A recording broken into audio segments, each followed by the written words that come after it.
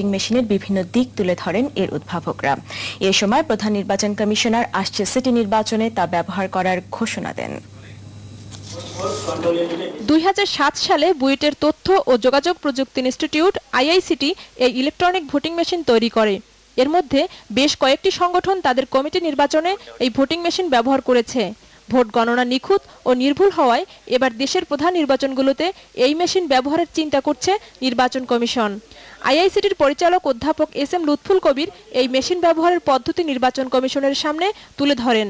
বিগত নির্বাচনগুলোতে দেখা গেছে কয়েকটি আসনে বিজয়ী প্রার্থী আর নিকটতম প্রতিদ্বন্দ্বীর মধ্যে প্রাপ্ত ভোটের ব্যবধানের চেয়ে বাতিল ভোটের সংখ্যা বেশি, অর্থাৎ ভোটগুলো বাতিল না হলে ফলাফল উল্টো হতে পারত।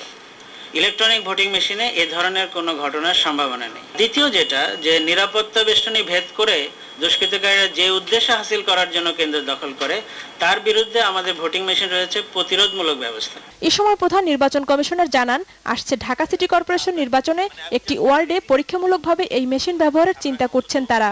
একটা ওয়ার্ডে আমরা এবার করে দেখি এবং সেই ব্যাপারে আমরা কার্যক্রম খুব তড়িৎ গতিতে, কারণ আমাদের সময় নেই। আমরা জেনেছি যে ইতিমধ্যেই সিটি কর্পোরেশন আইনটা পাশ হয়ে গেছে।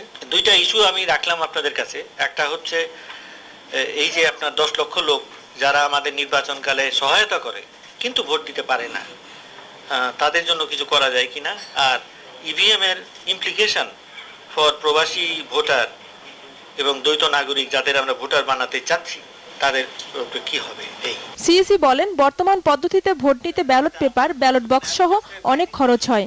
এছাড়া কারচুপি সহ নানা ধরনের অভিযোগের সুযোগও থাকে। ইলেকট্রনিক ভোটিং চালু হলে এসব সমস্যা থাকবে না।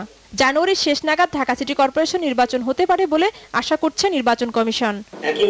ঝর্ণা রায়, দেশ টিভি, ঢাকা। 2 মেরুর 2 নেতা।